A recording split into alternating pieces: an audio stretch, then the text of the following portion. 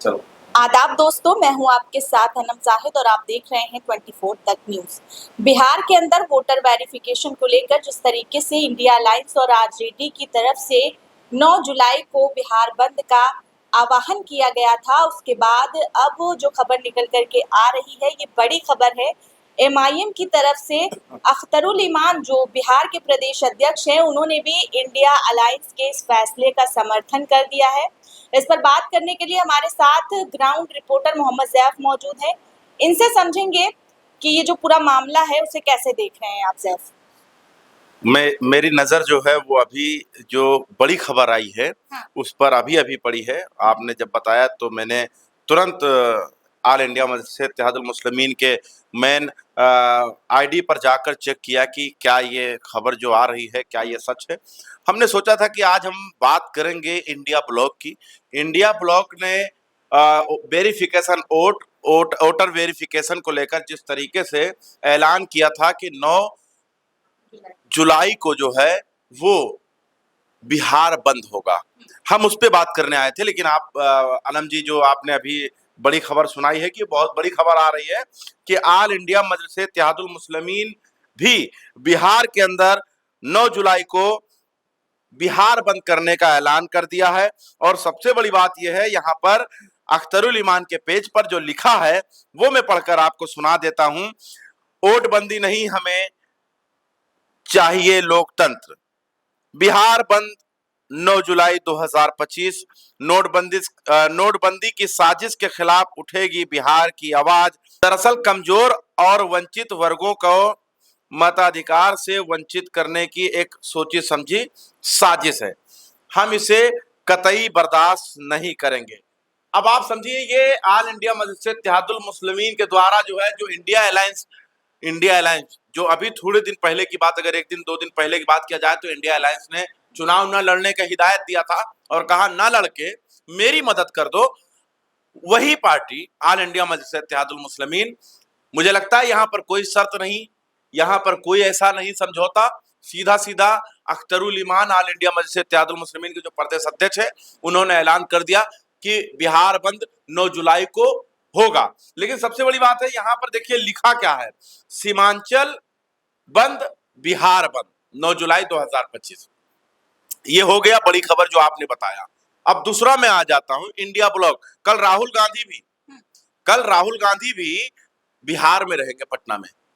और सबसे बड़ी बात है, आपको याद होगा 2024 का चुनाव, जिस तरीके से लोकतंत्र खतरे में है, संविधान खतरे में है, देश का नागरिक खतरे में है, ये ऐलान और ये भाषण हर जगह पर राहुल गांधी दे रहे थे और उसका असर 2024 में देखने को मिला, जनता के बीच दिखाई दिया।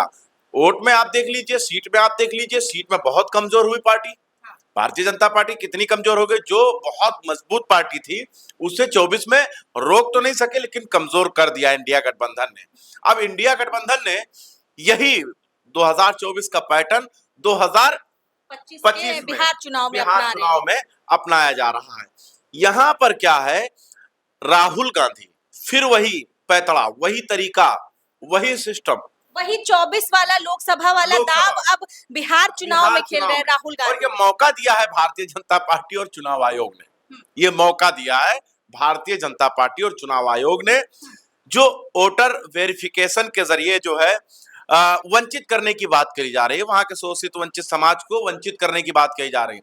यहाँ अगर बात किया जाए, ऑल इंडिया मजलिस इत्तेहादुल मुस्लिमीन के राष्ट्रीय अध्यक्ष तो खुलेआम कह रहे हैं ये एनआरसी कराने की कोशिश की जा रही है बिहार के अंदर। कल आपने देखा नहीं, बैरिस्टर असदुद्दीन अवैसी चुनाव आयोग से मिलने पहुंच गए थे।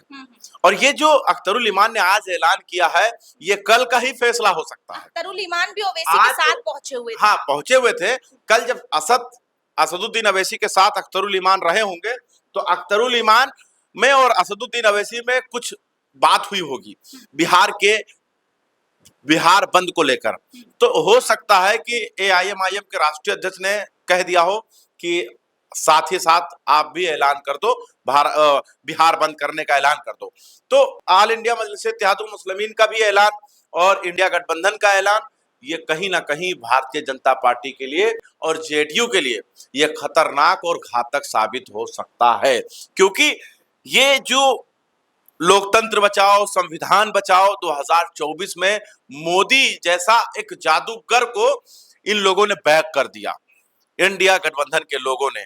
तो अब नीतीश बारी बिहार में है और अब की जो राहुल गांधी वहां पहुंचकर साधने जा रहे हैं, राहुल गांधी का ये बहुत बड़ा हमला होगा। कल आप देखेंगे राहुल गांधी ऐसी ऐसी बात मंच से करेंगे कि पूरा बिहार सोचने पर मजबूर हो जाएगा, क्योंकि बहुत बड़े थिंकर राहुल गांधी हैं।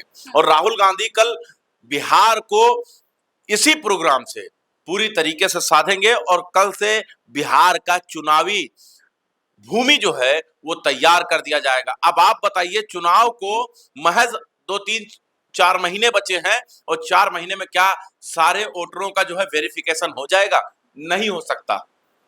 इतना फास्ट और इतना लेटेस्ट अभी भारत नहीं हो गया है। अच्छा, असदुद्दीन ओवैसी और अख्तरुल ईमान की इस बात से आप कितने सहमत हैं, जो वो ये कह रहे हैं कि जो वोटर्स हैं उनको उनके अधिकारों से वंचित करने के लिए ये दस्तावेज दिखाने की बात कही गई है? नहीं, यहाँ पर सबसे बड़ी बात देखिए, जो बैरिस्टर असदुद्दीन ओवैसी, तेजस्वी यादव, राहुल गांधी जो कह रहे हैं बार बार कि बिहार के लोगों को जो है वोट से वंचित किया जा रहा है।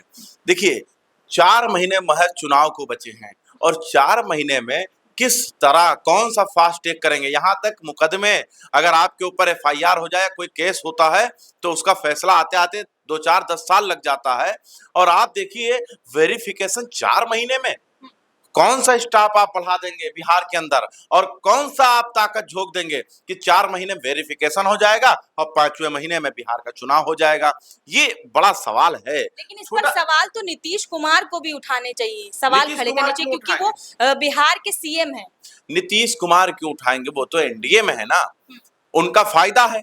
जितने मुस्लिम कट जाएंगे, जितने उनके विरोधी कट जाएंगे, नीतीश कुमार और बीजेपी का उतना ही फायदा है। और एक बात समझ लीजिए, यहाँ पर बीजेपी अपने लिए पिच तैयार कर रही है, ना कि नीतीश कुमार के लिए।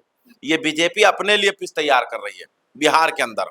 और अगर नीतीश को लग रहा है कि बीजेपी हमारे लिए पिच तैयार कर रही है, तो ये उनके लिए वो बहुत ही बड़े भूल में पड़े हुए हैं कि वो बीजेपी मेरे लिए पिच तैयार कर रही है। क्या लगता है कि चुनाव आयोग का ये फैसला कि बिहार की जनता वोट बिहार के वोटर्स अपने दस्तावेज दिखाए और दूसरी तरफ नीतीश कुमार की चुप्पी और एक तरफ नीतीश कुमार बिहार के सीएम बनने का फिर से जो सपना देख रहे हैं, इन दोनों चीजों को कहाँ तक आप यहाँ अभी इस बारे में हम बात नहीं करेंगे अनम, लेकिन हाँ इतना जरूर कहेंगे कि कल जो बिहार बंद करने का ऐलान किया गया है, कल बहुत सारी ऐसी तस्वीरें आएंगी, तोड़फोड़ होगा। हालांकि सारे संगठन और सारी पार्टियों ने कह दिया है कि कहीं पर भी ऐसा काम मत करना जिससे राज्य सरकार संपत्ति का जो है नुकसान हो, हानि हो। इसलिए साधारण तरीके से बिहार बंद का ऐलान जो हुआ उसका समर्थन करना है।